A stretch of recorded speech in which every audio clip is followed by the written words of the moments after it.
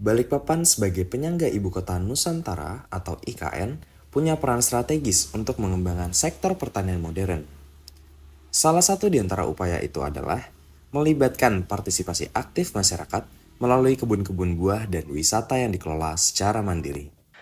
Halo Sobat Kompas.com, kali ini saya sedang berada di kebun wisata milik Pak Agus. Betul nih Pak ya? Betul, di sini dengan Pak Agus. Mas. Pak Agus, selamat pagi. Pagi, Mas. Ya, ini di sini tuh ada apa aja sih Pak isian di dalam kebun ini? Ya, ini adalah wisata edukasi kebun Pak Agus yang di dalamnya itu banyak komoditas hortikultura. Hortikultura, Hortikultura itu ya termasuk buah-buahan, sayuran, termasuk bunga itu adalah tanaman hortikultura.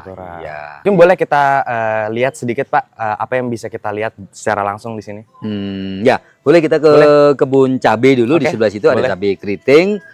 Mau tanya-tanya nih, kan di sini saya lihat juga ada sedikit pepaya nih di sini ya. Oh, itu satu pohon aja satu itu. Pohon aja. Ya. Nah, ini kenapa ada satu pohon pepaya tapi cuma satu di sekitarnya bukan pepaya lagi? Iya, kenapa ini adalah pohon induk. Jadi kalau kita ingin membuat benih atau membuat berbit itu yang murni, tanaman itu tidak boleh terkontaminasi dengan tanaman buah yang lain gitu ya. Misalkan pepaya gini, ini kan pepaya Kalina jenisnya.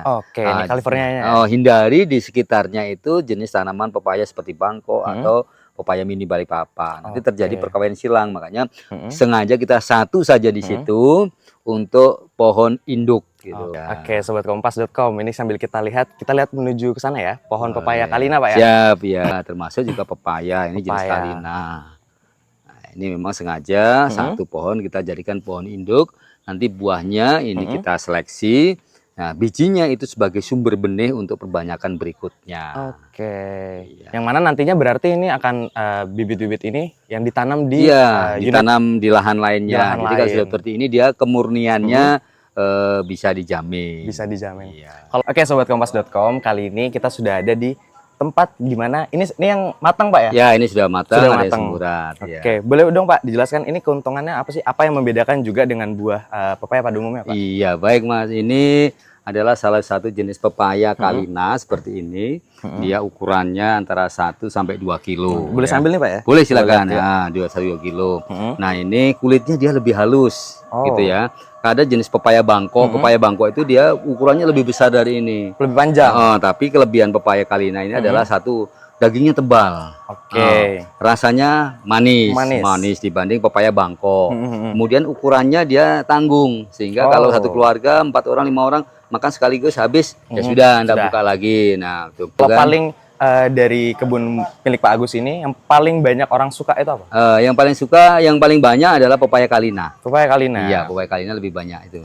Oke, Pak Agus. Tadi kan Pak Agus sempat menyinggung ada juga di pasar modern ya. Selain pasar lokal, pasar modern pun juga ada. Nah, Balikpapan ini kan sebagai kota penyangga Ibu Kota Nusantara juga, Pak.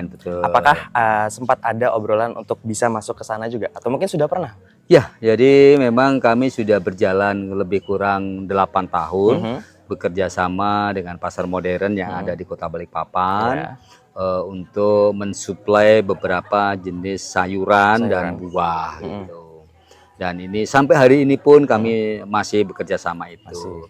Dan kebetulan kemarin saya berdiskusi langsung di dalam satu forum di salah satu hotel di Balikpapan dengan kepala Otorita Pangan IKN kemarin, Pak Setia Anggono. Kemarin kita diskusi terkait dengan bagaimana Balikpapan sebagai kota penyangga IKN mempersiapkan diri untuk bisa memenuhi atau mencukupi kebutuhan pangan bagi masyarakat nanti yang ada di IKN. Dan tentunya kami bersama teman-teman petani yang lainnya juga harus siap ini gitu kan.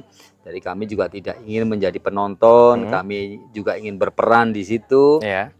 Bagaimana menyiapkan pangan. Semakin banyak nanti masyarakat yang datang, baik itu dari ASN ataupun yang lain yang masuk ke Kaltim, terutama ke IKN. Nah, Balikpapan ini saya pikir mempunyai posisi yang sangat strategis dibanding beberapa daerah lain sebagai daerah tujuan. Hai Sobat Kompas.com, hari ini saya sudah berada di salah satu kebun milik Pak Agus. Ini luasnya sekitar 2 hektar tadi ya. Dan di belakang kita ini sudah banyak petani-petani muda. Di mana para Gen Z yang mana mereka itu pengen cita-citanya, aku pengen jadi YouTuber, aku pengen jadi konten kreator, aku pengen jadi bla bla bla. Di sini banyak petani muda dan salah satunya kita di sini akan mewawancarai salah satu petani muda. Halo Mbak. Halo. Boleh kenalan dulu? Oke, ya. Riko. Ya, Sulasi dari Kalimantan Selatan. Dari Kalimantan Selatan. Nah, di sini Mbak ini pengen jadi petani muda modern ya, untuk kondisi modern. Itu apa yang mendasari Mbak? Pertama itu hobi. Hobi? Iya, hobi. Oke, apa? Hobi apa yang bikin Mbak itu jadi pengen gitu? Pertama saya tuh hobi nanam. Sekalinya jadi cuan. Oh, didasari dari Iya. hobi nanam jadi cuan. Ya, Jadi benar. cuan. Dari hasil menanam itu gimana caranya bikin jadi cuan? Pertama kita itu nggak usah mikirkan uang dulu. Kita tuh hobi dulu nanam. Kita tanam aja, kita menyatukan dengan tanaman. Habis itu kita mencoba menjual ke pasar. Terus setelah itu tahu peluangnya makin besar, uangnya makin besar. Jadi tuh kayak makin pengen terus gitu dah.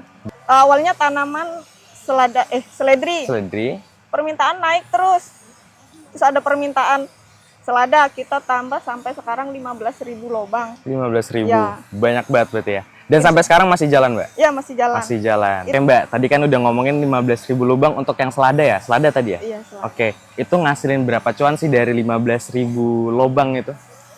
9 juta sampai 12 juta, kadang lebih sih. Kadang harga itu kan naik turun. Mbak, ada nggak sih pesan dan kesan misalnya untuk anak muda nih, biar mau juga ikut terjun ke sektor pertanian? Bagi anak muda yang belum terjun di pertanian, ayo kita coba. Karena kalau kita nggak mencoba, kita nggak akan pernah tahu apa peluang yang ada di pertanian. Karena pertanian itu menjanjikan.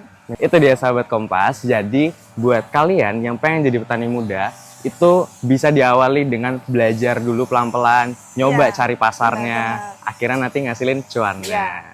Oke Pak Agus, ini saya mau tanya pertanyaan terakhir nih Pak, terkait dengan hilirisasi dari produk itu buah pepaya California, itu mau menjadi seperti apa?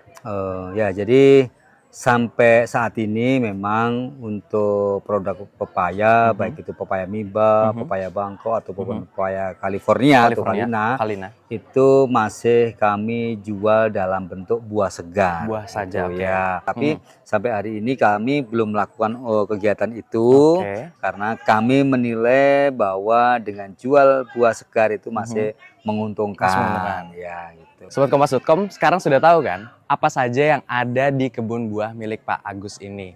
Dari buah pepaya Kalina, cabai, labu, dan lain-lain. Dan buat kamu yang tertarik untuk mengunjungi kebun buah ini, bisa datang ke kilometer 10 Karangjoang, Balikpapan Utara, Kalimantan Timur. So, datang ke sini ya. Dadah!